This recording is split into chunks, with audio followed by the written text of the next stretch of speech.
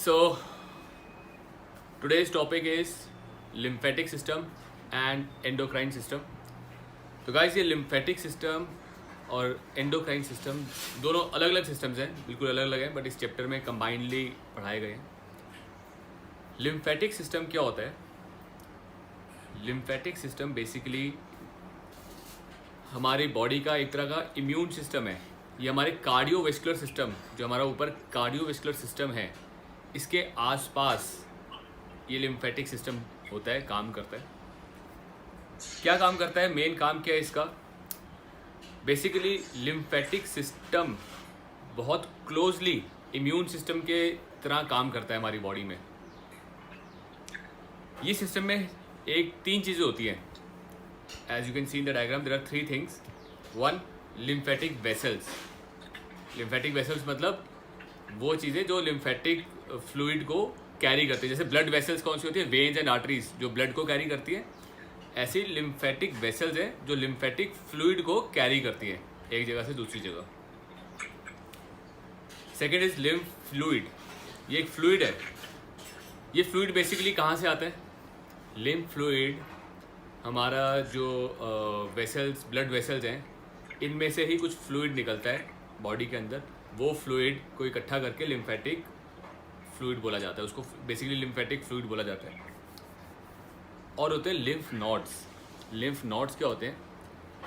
ये ना छोटी छोटी गांठें होती हैं, बहुत छोटी छोटी सी गांठें होती हैं, जिसमें बेसिकली वाइट ब्लड सेल्स होते हैं. वाइट ब्लड सेल्स इन गांठों के अंदर रहते हैं.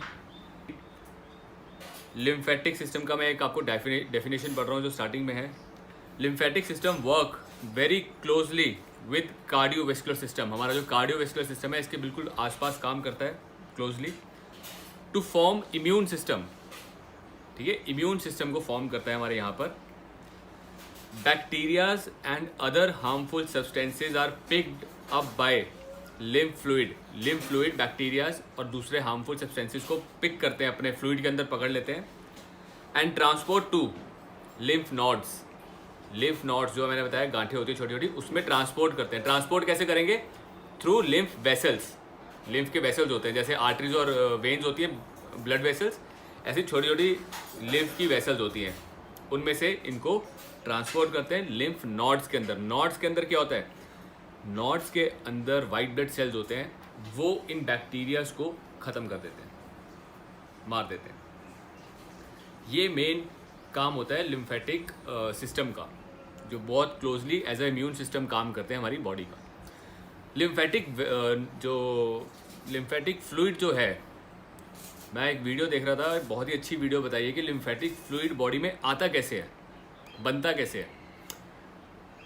बेसिकली क्या होता है, जब हमारे वेसल्स, जो ब्लड वेसल्स हैं, आपकी वेन्स और आर्टरीज हैं, जब ये वेन्स और आर्टरीज आगे जाके बहुत पतली हो जाती हैं, बहुत पतली होने के बाद ना, अभी तो जैसे आपको हाथों में दिखती है तो काफ़ी मोटी है, जब ये मसल्स में या कहीं पे अंदर इंसर्ट होती है, वहाँ पे बहुत पतली हो जाती है.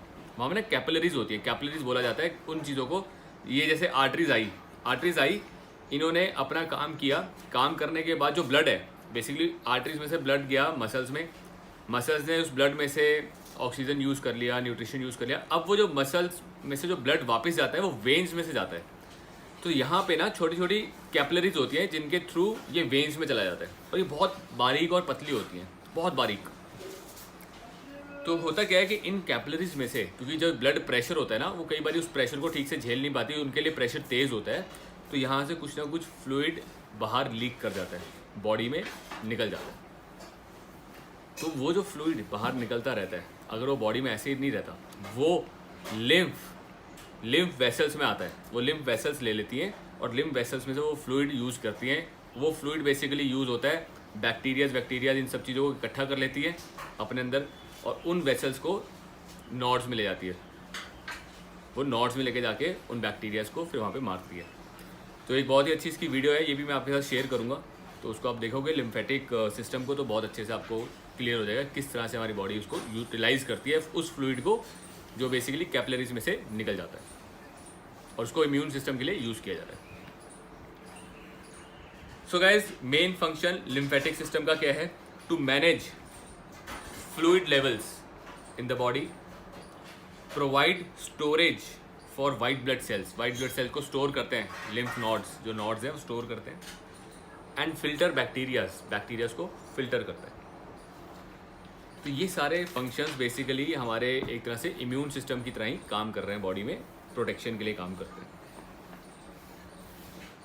नेक्स्ट लिम्फेटिक ऑर्गन्स हैं, देयर आर 3 लिम्फेटिक ऑर्गन्स जो बेसिकली यही काम कर रहे हैं, फिल्टरिंग का, बैक्टीरियाज को मारने का। नेक्स्ट पेज पे अगर आप देखेंगे तो ये ऑर्गन्स कौन से हैं। First spleen. स्प्लीन एक ऐसा ऑर्गन है जिसका काम क्या होता है, स्प्लीन डायफ्राम के नीचे, हमने पढ़ा डायफ्राम, आपके लंग्स के नीचे एक मसल होता है डायफ्राम, लंग्स के नीचे एक डायफ्राम मसल है, उसके नीचे होता है स्प्लीन, उसके नीचे सिचुएटेड है स्प्लीन। स्प्लीन का काम क्या है, स्प्लीन बेसिकली हमारे ब्लड को फिल्टर करती है।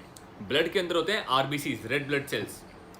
रेड ब्लड सेल्स की एक लाइफ होती है, आफ्टर दैट लाइफ वो मर जाते हैं या कभी कभार डिस्ट्रॉय होते हैं, आपस में डिस्ट्रॉय हो गए या मर गए।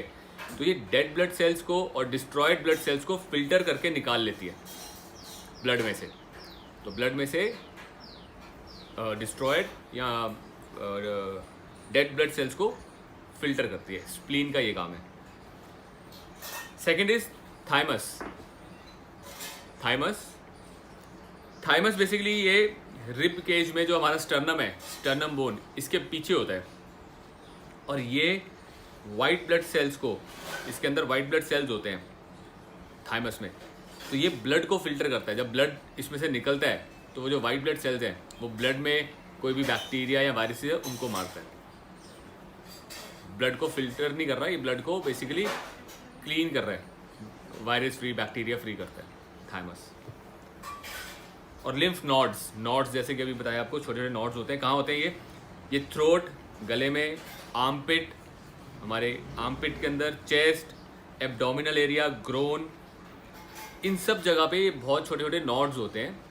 इन नोड्स का यही काम होता है कि बैक्टीरियाज को मारते हैं, वायरसेस को मारते हैं, इवन कैंसर सेल्स को भी मारते हैं। तो ये नोड्स के अंदर वाइट ब्लड सेल्स होते हैं, छोटी छोटी गठड़ियाँ हैं, वाइट ब्लड सेल है। और वाइट ब्लड सेल का काम क्या है कि वायरसेस को, बैक्टीरियाज को मारना, जो हमारी बॉडी के लिए अच्छे नहीं है। तो ये लिम्फ नोड्स करते हैं। तो लिम्फ नोड्स तक कौन लेके आते हैं, वायरस, बैक्टीरिया कौन लेके आता है, लिम्फ फ्लूइड। जो लिम्फ फ्लूइड है वो उनको लिम्फ नोड तक लेके आते हैं थ्रू लिम्फ वेसल्स, जो उसके वेसल्स होते हैं उनके थ्रू लेके आते हैं। ठीक है जी। तो बेसिकली अगर हम बात करें, लिम्फेटिक सिस्टम एक तरह का हमारे बॉडी का इम्यून सिस्टम ही है, जो इम्यूनिटी को, बैक्टीरियाज को, वायरसेस को मारने में काम करता है। अपर बॉडी में हमारे जो अपर कार्डियोवैस्कुलर, हमारे जो रेस्पिरेटरी सिस्टम है उसके आसपास से ज़्यादा काम करता है, वहाँ पे ज़्यादा मौजूद है, वहाँ काम करता है। इसके साथ कुछ इसके लिम्फेटिक ऑर्गन्स कौन से हैं जो हेल्पफुल होते हैं, spleen, thymus and lymph nodes. Spleen red blood cells को फिल्टर करता है, थाइमस ये अपना स्टर्नम के पीछे होता है जो ब्लड में से वायरसेस को मारता है, और नोड्स ये जगह जगह पे मौजूद है जहाँ पे लिम्फ नोड्स के अंदर भी बैक्टीरिया और वायरसेस को मारा जाता है। सो गाइस, लिम्फेटिक सिस्टम, सब लोग माइक म्यूट कर लीजिए। ओके। तो जब भी आप लोग एक एक्टिव लाइफस्टाइल अपनाते हैं, एक्सरसाइज करते हैं, कार्डियोवैस्कुलर, स्पेशली जब कार्डियोवैस्कुलर एक्सरसाइज करते हैं, तो इन सब एक्सरसाइज से आपके सिस्टम स्ट्रॉन्ग होते हैं, इम्यून सिस्टम स्ट्रॉन्ग होता है, चाहे वो लिम्फेटिक सिस्टम है, चाहे स्प्लीन है, हर एक चीज़। कार्डियो एंड वेट ट्रेनिंग भी हेल्प करती है, बट ये ज़्यादा कार्डियो से ज़्यादा अच्छा इंप्रूव होता है। Cardio is more effective. Okay, आगे बढ़ते हैं। Next topic is endocrine system. Endocrine system ये थोड़ा इम्पॉर्टेंट, काफ़ी इम्पॉर्टेंट चीज टॉपिक है आपको समझने के लिए, क्योंकि एज अ ट्रेनर हम लोग जब लोगों के साथ काम करते हैं तो ये एंडोक्राइन सिस्टम हमें ये बताता है कि कैसे हमारे कौन से हार्मोन्स बनते हैं और क्या काम करते हैं बॉडी में, हार्मोन्स के फंक्शंस क्या हैं।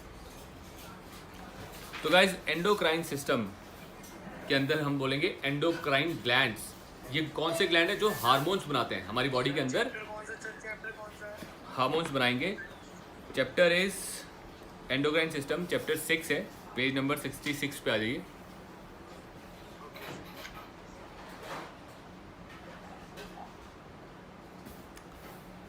सो गाइस पेज नंबर 66 पे आप देखोगे एक टेबल है, बहुत ही बढ़िया एक टेबल यहाँ पे दिया गया है कि कौन कौन से ग्लैंड्स हैं, कौन कौन से हार्मोन प्रोड्यूस करने वाले ग्लैंड्स हैं। तो मोटा मोटा सबसे पहले थायराइड। मैक्सिमम आप लोगों ने जिम्स के अंदर देखा होगा किसी का थायराइड प्रॉब्लम होती है लोगों को। तो थायराइड प्रॉब्लम है क्या एक्चुअली, थायराइड करता क्या है? थायराइड जो ग्लैंड है, ये थायराइड ग्लैंड बॉडी के अंदर मेटाबॉलिज्म को कंट्रोल करता है। ठीक है, थायराइड T3, T4, THS ये हार्मोन्स को रिलीज करता है बॉडी में। ये हार्मोन्स हमारी बॉडी के अंदर मेटाबॉलिज्म को कंट्रोल करते हैं। मेटाबॉलिज्म मतलब कि खाए हुए खाने में से एनर्जी प्रोड्यूस करना। अगर ये थायराइड ग्लैंड कम प्रोड्यूस करेगा हार्मोन, तो क्या होगा? T3, T4, THS कम प्रोड्यूस होंगे तो मेटाबॉलिज्म स्लो हो जाएगा। स्लो मेटाबॉलिज्म क्या करता है? स्लो मेटाबॉलिज्म मतलब खाए हुए खाना एनर्जी प्रोड्यूस नहीं कर पा रहा, खाए हुए खाने में से फिर फैट बनेगा। अब जब कोई इंसान खाना खा रहा है, उसकी बॉडी एनर्जी प्रोड्यूस नहीं कर रही, तो वो इंसान लेथार्जिक हो जाएगा। मतलब वो एनर्जी, उसका हमेशा लगता है कि एनर्जी नहीं है बॉडी में, तो कुछ काम धंधा नहीं कर सकता ना, एक्टिव नहीं रह पाता। Basically he will not be that active. जब वो एक्टिव नहीं है प्लस मेटाबॉलिज्म स्लो है, तो बॉडी के अंदर फैट, मोटापा आना शुरू हो जाता है। तो थायराइड वाले लोग आप देखने से फूले फूले से दिखते हैं, अलग से पता लग जाता है। ये एक मोटापा दूसरा होता है, पता लग जाता है ये वैसे फैट है। एक थायराइड का मोटापा थोड़ा दूसरा होता है, फूला फूलापन ज़्यादा होता है, स्पेशली अराउंड द फेस, गर्दन, ये चीज़ों में। अगर मेटाबॉलिज्म फास्ट हो जाए, थायराइड ग्लैंड ज़्यादा अपना हार्मोन बनाए, तो क्या होता है? ज़्यादा हार्मोन बना रहा है तो मतलब मेटाबॉलिज्म बहुत फास्ट हो जाएगा। फास्ट मेटाबॉलिज्म मतलब लोग पतला रहेगा, वो इंसान एक्टिव रहेगा, उसकी बॉडी में एनर्जी बहुत ज़्यादा बन रही है, वेट फैट नहीं आएगा बॉडी में, वेट गेन नहीं, तो वो पतला होना शुरू हो जाता है और लीन होना शुरू हो जाता है। तो इस चीज़ का हमें ध्यान रखना है कि थायराइड ग्लैंड ठीक से काम करता रहे। तो उसके लिए ना कुछ डाइट में आपको कितना सॉल्ट और काफ़ी चीज़ों का एक मिश्रण होता है जो ठीक से होना चाहिए बॉडी के अंदर, उसको मेंटेन करना है। सो थायराइड ग्लैंड क्या प्रोड्यूस करते हैं? T3, T4, THS, all these glands hormones. Next pituitary gland. Pituitary gland आप ये मान के चलो कि सब ग्लैंड्स को कंट्रोल करता है, इस हर एक सब ग्लैंड्स का बाप है। पिट्यूटरी आपका सबसे बहुत मेन ग्लैंड है जो हर एक चीज़ को कंट्रोल करता है। ये नर्वस सिस्टम के साथ अटैच्ड होता है और ये चेक करता रहता है कौन सा ग्लैंड बॉडी में, कौन सा हार्मोन कम है, तो उस टाइम पे उस ग्लैंड को बोलेगा हार्मोन बना, तेरा हार्मोन कम हो रहा है। तो ये हर एक हार्मोन के लेवल्स को चेक कर लेता है बॉडी में और उसके अकॉर्डिंग उन हार्मोन्स को बनवाता है, टाइम टू टाइम उन चीज़ों को कंट्रोल करता है। तो पिट्यूटरी ग्लैंड एक्चुअली कहाँ पे होता है? It is found inside the brain. ये ब्रेन के अंदर होता है और हाइपोथैलेमस नाम के एक ग्लैंड के साथ जुड़ा होता है।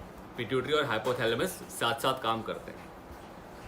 क्या क्या काम करता है ये पिट्यूटरी? बहुत इंपॉर्टेंट फंक्शन है, जैसे ग्रोथ, डेवलपमेंट, ब्लड प्रेशर को कंट्रोल करना कि ब्लड प्रेशर नॉर्मल ठीक तरीके से चले, pregnancy, child birth, thermoregulation. Thermoregulation होता है बॉडी का टेम्परेचर कंट्रोल करना। हमारी बॉडी का टेम्परेचर ना ज़्यादा गर्म हो ना ज़्यादा ठंडा हो, एक नॉर्मल टेम्परेचर कंट्रोल करना जिसमें हमारी बॉडी ठीक से काम कर सके। Water absorption into the kidneys. इसके अलावा यहाँ पे कुछ फंक्शन है, इसके अलावा देयर आर मेनी फंक्शंस, जिसमें मेनली क्या है कि it controls all the hormone levels. जितने भी बॉडी के अंदर हार्मोन्स बनते हैं उनके लेवल को कंट्रोल करता है। कोई हार्मोन अगर ज़्यादा बन रहा है तो उसको ग्लैंड को बोलेगा भैया तेरा हार्मोन ज़्यादा बन रहा है, कम कर दे। Let's take an example of testosterone. ठीक है, एज अ ट्रेनर हम लोग सब टेस्टोस्टेरोन से बड़े प्रभावित होते हैं। तो टेस्टोस्टेरोन के साथ कैसे ये काम करता है? जैसे ही ब्लड के अंदर टेस्टोस्टेरोन जो हमारा रिलीज होता है ना जब, तो ये ब्लड में आ जाता है और ब्लड उसको पूरी बॉडी में ट्रांसपोर्ट करता है। सारे हार्मोन्स, कोई भी हार्मोन होगा वो सब रिलीज होकर ब्लड में आते हैं और ब्लड उसको पूरी बॉडी में ट्रांसपोर्ट करते हैं और वो अपना अपना फंक्शन करते हैं। तो जब टेस्टोस्टेरोन लेवल एक लेवल से जैसे कम होना शुरू होता है ब्लड के अंदर, तो ये पिट्यूटरी ग्लैंड को पता लग जाता है वाया हाइपोथैलेमस उसको पता लग जाता है कि अब ब्लड के अंदर टेस्टोस्टेरोन लेवल कम हो गया है, तो ये पिट्यूटरी ग्लैंड कुछ केमिकल्स रिलीज़ करता है जिससे हाइपोथैलेमस को मैसेज मिलता है कि वो कम है। हाइपोथैलेमस कुछ केमिकल रिलीज़ करेगा और वो टेस्टिस को जाके मैसेज देंगे कि अपना टेस्टोस्टेरोन बनाओ, और देन टेस्टोस्टेरोन बन जाता है। फिर टेस्टोस्टेरोन लेवल बनता है, रिलीज़ होता है, ब्लड में आ जाता है। जब देखता है कि टेस्टोस्टेरोन लेवल ब्लड में एक नॉर्मल लेवल से टच हो गए, थोड़ा ऊपर जा रहा है, उस टाइम पे वो उसका रिलीज़ बंद कर देगा। वो जो केमिकल रिलीज़ कर रहे थे टेस्टोस्टेरोन बनाने के लिए, उसको बंद कर देगा केमिकल को, हाइपोथैलेमस। तो आपका फिर ब्लड लेवल नॉर्मल पे आ जाता है, टेस्टोस्टेरोन लेवल नॉर्मल पे आता है। तो ये हर एक हार्मोन के साथ है, हर एक हार्मोन रिलीज़ होगा, फिर वो एक स्टेज पे रहेगा, फिर धीरे धीरे जब वो यूज़ होना शुरू होता है बॉडी में, फिर वो नीचे जाता है, फिर दोबारा रिलीज़ होता है। तो ये काम पिट्यूटरी ग्लैंड करता है, ठीक है। ऐसे ही जब आप लोग टेस्टोस्टेरोन बाहर से लेते हो, इंजेक्ट करते हो, तब क्या होता है, जब हम बाहर से टेस्टोस्टेरोन इंजेक्ट कर लेते हैं बॉडी के अंदर, आपका नॉर्मल लेवल ये है और बाहर से इंजेक्ट किया, इतना लेवल आ गया, तो पिट्यूटरी ग्लैंड को पता लग जाता है यार ये टेस्टोस्टेरोन तो बहुत ज़्यादा आ गया है। क्या करेगा, वो अपना टेस्टोस्टेरोन को बंद कर देगा बनाना, ठीक है भैया, शट डाउन कर दे क्योंकि बहुत ज़्यादा है। अब ये जैसे यूज़ होता है, क्योंकि साइकिलिंग चल रही होती है, दोबारा टेस्टोस्टेरोन आता है, दोबारा ये हाई पे होता है, पिट्यूटरी ग्लैंड डिटेक्ट कर लेता है ये हाई है, वो अपने को बंद रखता है। जब लॉन्ग टर्म तक ये काम होता है तब दिक्कत हो जाती है कि पिट्यूटरी ग्लैंड उसको जब तक ऑफ ऑफ ऑफ ऑफ चलता रहेगा, जैसे आपके मसल्स हैं, आप कुछ नहीं करो तो वीक हो जाते हैं। तो ऐसी लॉन्ग टर्म तक अगर कोई हार्मोन नहीं बन रहा तो वो शट डाउन या वीक हो जाता है, जिसकी वजह से दिक्कत आती है, ठीक है। तो ये सारा कैलकुलेशन जजमेंट्स कौन करता है, पिट्यूटरी ग्लैंड करता है। तो इसलिए हम लोग को ना बहुत स्मार्टली काम करना होता है। जनरली हम लोग जानते नहीं है तो फटाफट ले यार टेस्टोस्टेरोन ले लो, ये ले लो, ले तो लेते हैं, बट उसके बॉडी के अंदर फंक्शंस किस तरह कर रहा है उसको बिना जाने करें तो दिक्कत होती है। अगर आपको पता है कि यार मेरे को अपना नेचुरल को भी बूस्ट करना है, मेरा नेचुरल टेस्टोस्टेरोन रुके ना, वो भी टेस्टोस्टेरोन बनाता रहे, अगर एक्सटर्नल भी लिया है तो नेचुरल भी बनाता रहे, वो ना रुके, उसके लिए क्या करना है, वो इंपॉर्टेंट चीज़ है, ठीक है। नेक्स्ट है पैराथायरॉयड ग्लैंड। पैराथायरॉयड, सो पैराथायरॉयड ग्लैंड क्या करता है, ये हमारी बॉडी के अंदर कैल्शियम लेवल्स को कंट्रोल करता है, कैल्शियम लेवल को कंट्रोल करता है। ब्लड के अंदर ना कैल्शियम लेवल अगर कम हो जाए तो क्या होगा, कैल्शियम के अपने बहुत सारे फंक्शन हैं, सिर्फ हड्डियों को मजबूत करने के अलावा कैल्शियम के और भी फंक्शंस हैं। तो अगर जब हमारी बॉडी में ब्लड में कैल्शियम लेवल एक लेवल से गिर जाए, कम हो जाए, तो हमारे बॉडी हड्डियों में से कैल्शियम लेना शुरू कर देती है, बोन्स में से, विच इज़ नॉट गुड, ठीक है। क्योंकि बोन्स को अपना कैल्शियम स्टोर करके रखना है, क्योंकि बोन्स के बड़े इंपॉर्टेंट काम है, अपने आप को स्ट्रॉन्ग रखना है।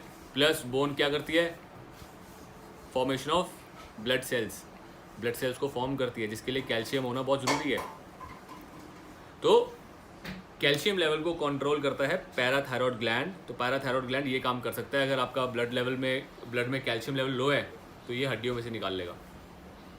तो हम वो नहीं चाहते, इसलिए अपना कैल्शियम लेवल आपको कंट्रोल रखना चाहिए, ठीक रखना चाहिए। Next is adrenal gland.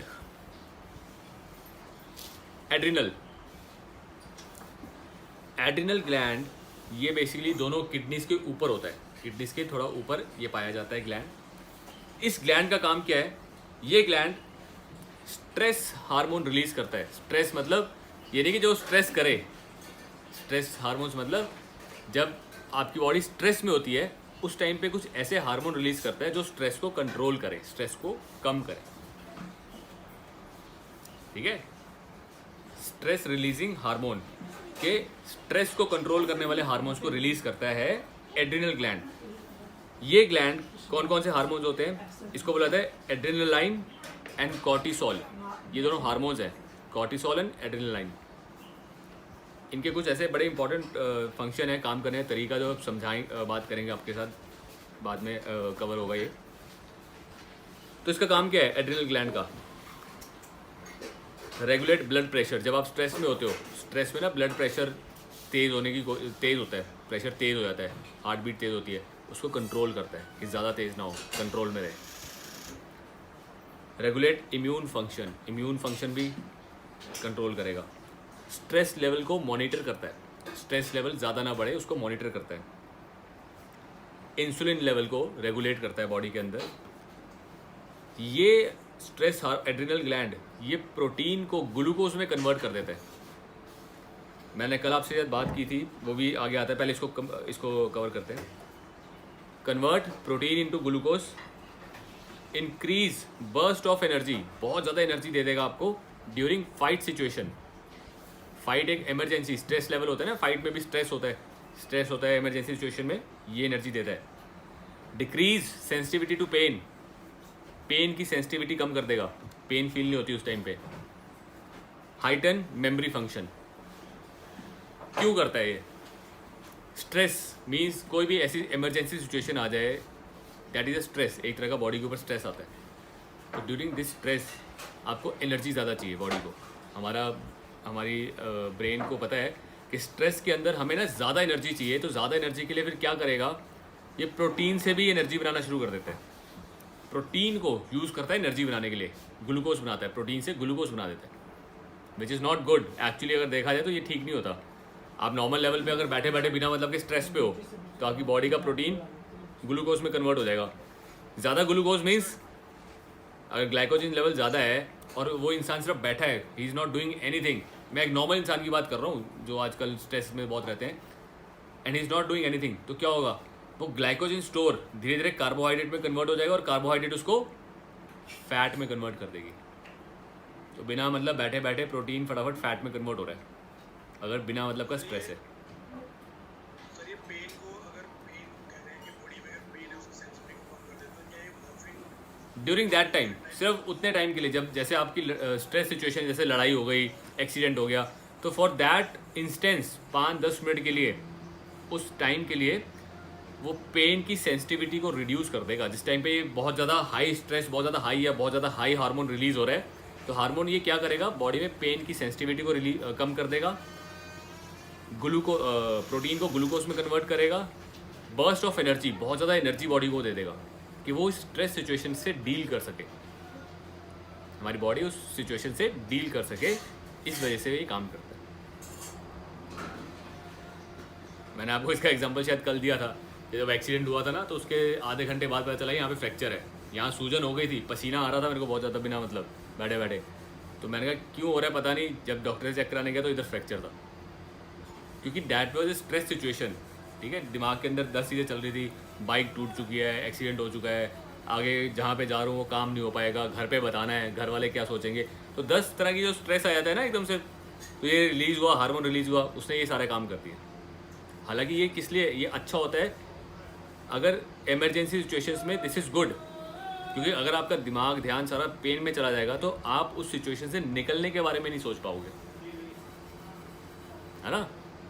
उस स्ट्रेस सिचुएशन से निकलने के लिए तभी सोच पाओगे जब आपको पेन फील नहीं हो रही और आप में एनर्जी ज़्यादा है, तो आप उसमें से निकल जाते हो। बट कुछ स्ट्रेस ऐसा होता है ना जो बिना मतलब बैठे बैठे ले रहा है इंसान, बिना मतलब की टेंशन है और बैठे बैठे ले रहा है stress, that is not good, उसमें फिर ये ठीक काम नहीं है। हाँ जी, सर एक स्टेरॉइड, इसी के नाम पे एक स्टेरॉइड है, एड्रेनलिन करके होता है। हाँ ये स्टीरॉइड, ये हार्मोन्स है हमारी बॉडी के, एड्रेनलिन एक हार्मोन है, कॉर्टिसोल भी हार्मोन है, और ये स्टीरॉइड के बेस पे भी लिए जाते हैं हमारी बॉडी में, एज ए स्टीरॉइड्स भी लिए जाते हैं, मतलब जब इनका वो ज़रूरत होती है। So next is pancreas. Pancreas ये क्या करते हैं, पेनक्रियाज हमारी बॉडी में इंसुलिन रिलीज़ करते हैं।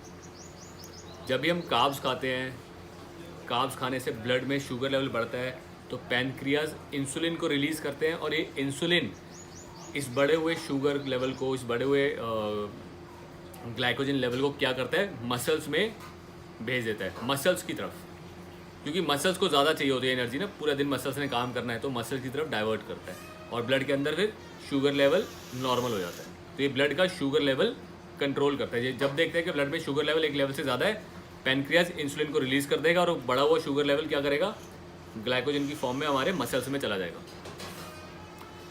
सो गाइज ये तो पेनक्रियाज का एक फंक्शन है, इंसुलिन रिलीज करना। दूसरा हमने कल पढ़ा था, पेनक्रियाटिक जूसेस होते हैं। पेनक्रियाज कुछ ऐसे जूसेस बनाता है, पेनक्रियाटिक जूसेस, जो डाइजेशन में भी हेल्प करते हैं,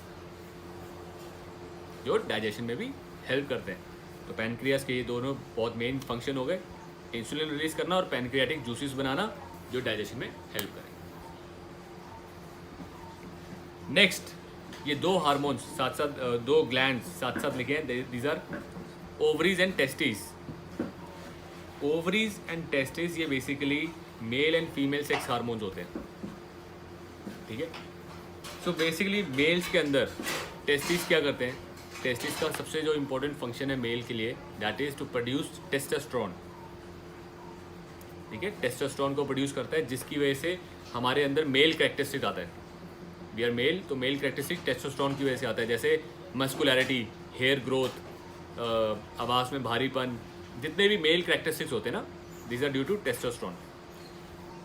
ओवरीज फीमेल के लिए है, तो ओवरीज एस्ट्रोजन बनाती है, एस्ट्रोजन, और एस्ट्रोजन एक फीमेल हार्मोन है जो फीमेल कैरेक्टरिस्टिक्स देते हैं, ये फीमेल कैरेक्टरिस्टिक्स देता है। जैसे बॉडी में फैट लेवल ज़्यादा होगा, फीमेल्स के अंदर टेस्टोस्टेरोन बहुत कम लेवल पे होता है, इसलिए फीमेल्स में मस्कुलैरिटी नहीं दिखती, उनमें फैट थोड़ा ज़्यादा दिखता है। तो जितने भी आपके फीमेल कैरेक्टरिस्टिक्स देखे, आवाज़ का पतला होना, उनको दाढ़ी मूछ नहीं आती, क्यों? क्योंकि ओवरी इसके एस्ट्रोजन की वजह से ये कंट्रोल होता है। यही सेम दोनों हार्मोन्स का एक और मेन फंक्शन क्या है, जो टेस्टिस हैं ये स्पर्म को बनाती हैं, स्पर्म, और ओवरीज जो है एक एग बनाती है। जब ये स्पर्म एंड एग दोनों मिलते हैं तब बेबी प्रोड्यूस होता है, तब प्रेगनेंसी होती है। तो ये रिप्रोडक्शन में भी यही काम आते हैं। तो ये mail and female sex hormones है, एंड बहुत इंपॉर्टेंट फंक्शंस होते हैं इनके। अगर हमारी बॉडी में टेस्टोस्टेरोन एक लेवल से ज़्यादा हो जाए, क्योंकि टेस्टोस्टेरोन और एस्ट्रोजन में सिर्फ एक मॉलिक्यूल का फ़र्क होता है, सिर्फ एक मॉलिक्यूल, उस मॉलिक्यूल को हटा दिया जाए टेस्टोस्टेरोन से तो एस्ट्रोजन बन जाता है, ठीक है। तो जब मेल बॉडी में एक लेवल से ज़्यादा टेस्टोस्टेरोन है और फ्री टेस्टोस्टेरोन है, मतलब वो काम नहीं कर रहा कुछ भी, एक्सेस है, तो हमारी बॉडी उसको एस्ट्रोजन में कन्वर्ट कर देती है, जिसकी वजह से आपने देखा होगा बॉडी बिल्डिंग में मेल बूब्स वगैरह ये प्रॉब्लम आती है ना, गैस्ट्रोमेनिया, आवाज़ पतला होना, कैरेक्टरिस्टिक्स चेंज होने, ये इसीलिए आती है क्योंकि जो मेल हार्मोन टेस्टोस्टेरोन है एक लेवल से बहुत ज़्यादा था, एक्सेस था, इसको हमारी बॉडी ने, उसकी बॉडी ने एस्ट्रोजन में कन्वर्ट कर दिया। सेम फीमेल में भी होता है, फीमेल में भी अगर एस्ट्रोजन एक लेवल से बहुत ज़्यादा हो तो वो टेस्टोस्टेरोन में कन्वर्ट होना शुरू होता है, या टेस्टोस्टेरोन ज़्यादा लो तो मेल कैरेक्टरिस्टिक्स आने शुरू हो जाते हैं, ठीक है। सो गाइज, ये सारे जो ग्लैंड्स हमने पढ़े हैं, these all glands are very important, बहुत इंपॉर्टेंट फंक्शन है इसके हमारी बॉडी के अंदर। इनको हमेशा कंट्रोल लेवल में ही रहना चाहिए, ठीक है। किसी का भी बहुत ज़्यादा आना या बहुत कम होना इज़ नॉट गुड। तो इन ग्लैंड्स के बारे में आपको पता होगा ना जब, तो आप अच्छे से किसी के ऊपर भी काम कर सकते हो। जैसे फॉर एग्जांपल बात करते हैं, टेस्टोस्टेरोन लेवल अगर लो हो जाए मेल बॉडी में, फिर क्या होता है, लो टेस्टोस्टेरोन की वजह से low energy, low muscle mass and fat ज़्यादा होगा, उस इंसान में फैट ज़्यादा आता है। तो कई लोग जो बहुत ज़्यादा फैटी है ना, आप कभी उनका टेस्टोस्टेरोन लेवल भी चेक करवाया करो। कई बार फैट इसी वजह से ज़्यादा बन रहा होता है क्योंकि टेस्टोस्टेरोन लेवल बहुत लो होता है बॉडी में। तो आप उनको अगर नेचुरल सप्लीमेंट्स देना शुरू कर दोगे टेस्टोस्टेरोन के, तो अपने आप रिकवर कर जाते हैं, ठीक हो जाते हैं, बढ़िया हो जाते हैं, हेल्दी हो जाते हैं। तो ये सब लेवल्स को आपको टाइम टू टाइम मतलब चेक करते रहना चाहिए, साल में 1 या 2 बार आपको टेस्ट कराने चाहिए कि आपके सारे हार्मोन्स आपके ब्लड के अंदर ये सारी चीज़ें नॉर्मल काम कर रहे हैं।